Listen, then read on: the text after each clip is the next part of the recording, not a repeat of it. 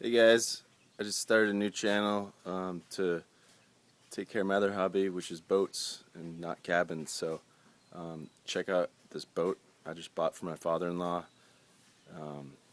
It's not a turnkey boat, but I got a great deal on it, so I want to show you what's wrong and what's right. So it is a 1983 Starcraft Mariner, 18 feet, and it's aluminum.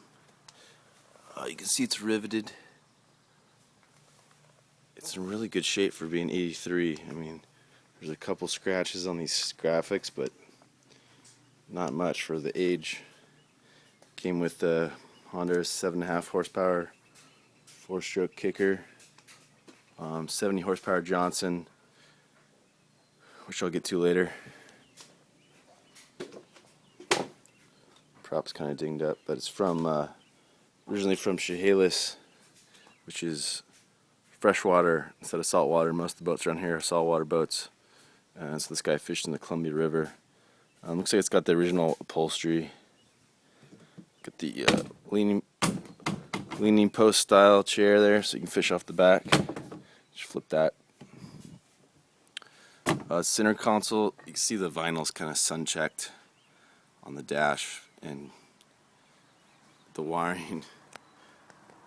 The wiring's terrible. I don't know if you can see that. I don't know.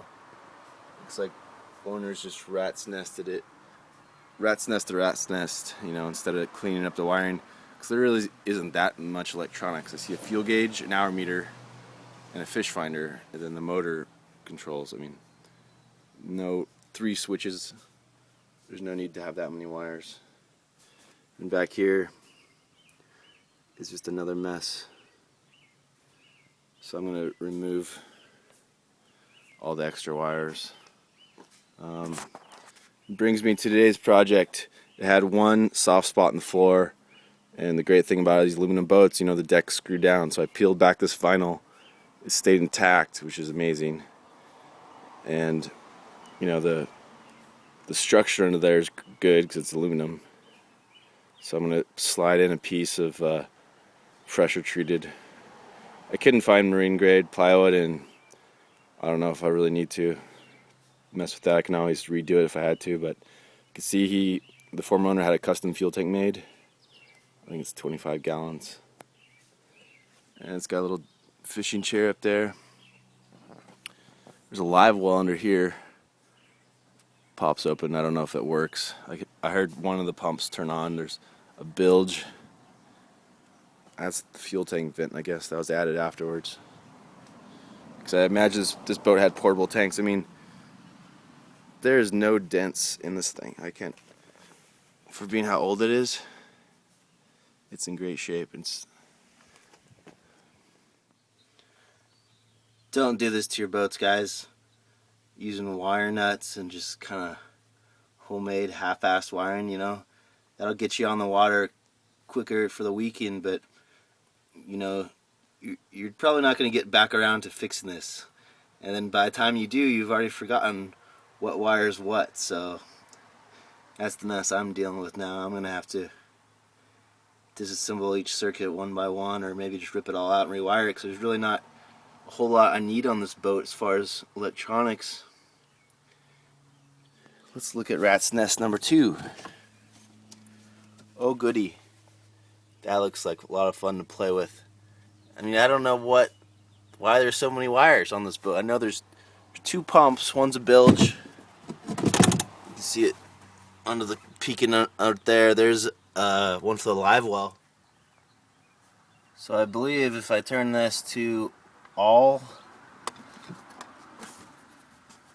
I believe I can get power. Okay, let's see. Love these motor switches. Oh yeah, so power trim works. If that doesn't work, that could be an expensive fix. That's good. Okay, let's see what else works. Fish box pump. No. Bilge pump. No. Navigation. Oh, navigation turns on the pump. You can hear it buzzing. Not sure which pump, so That's great wiring. And I did figure out this secret switch here turns on the gauge light for the fuel tank. So that gauge actually works.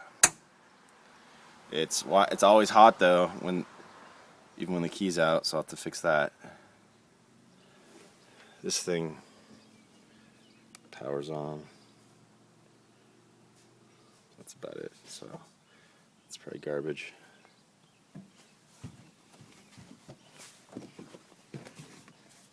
You know, the sun-checked seats, you know, not great, but this is just a fishing boat. Oh no, it didn't come with the tools. This is the live well. It's an aluminum box.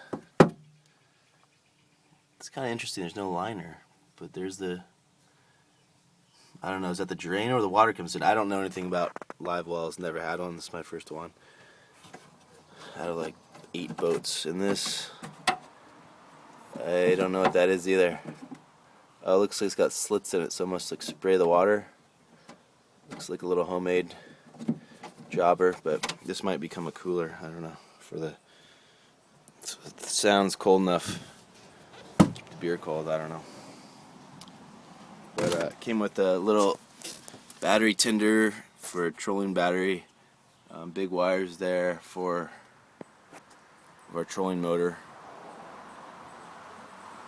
And again, it's in pretty good shape. I mean, look at it. It's not even clean, but so this motor runs. It'll start on the hose, but I guess the guy never really had it going because when you give it gas, it would just die. And so I got this boat for $2,000, you know, with everything, and taking a chance on the motor.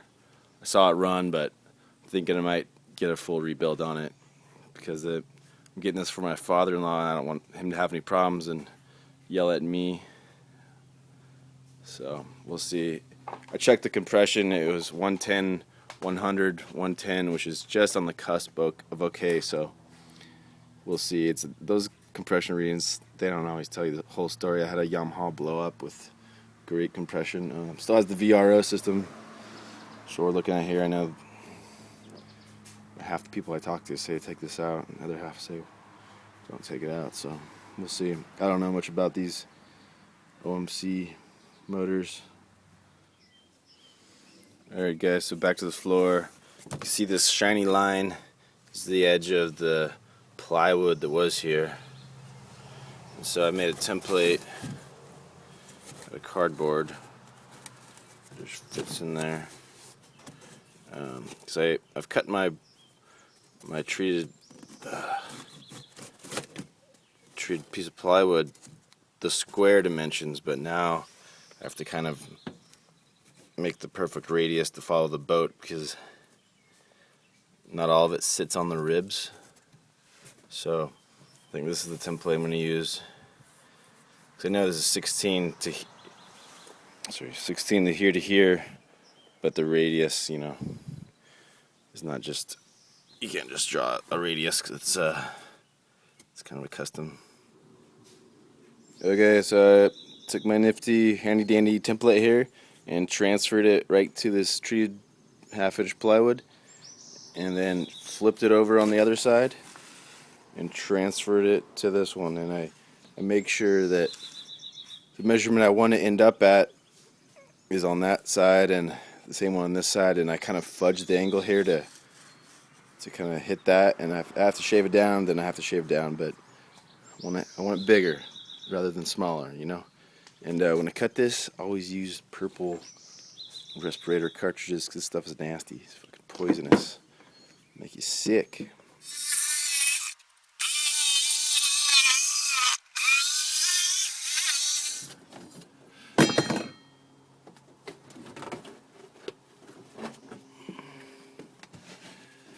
Now you can.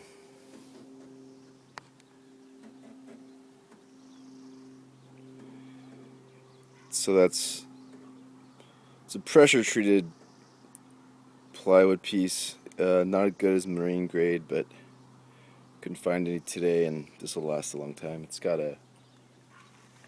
there's a couple like aluminum kind of structure pieces. I can't think of the name right now. And anyway, it's got a hole for a vent, so it's going to help it breathe and not rot. So I'm pretty happy with it, how it turned out. The template worked out. I had to cut it twice, which wasn't bad. I had to use stainless screws, and even though I pre-drilled, man, the stainless, it just has to be, it's so brittle. It broke off several times into a pre-drilled hole, and it's kind of annoying.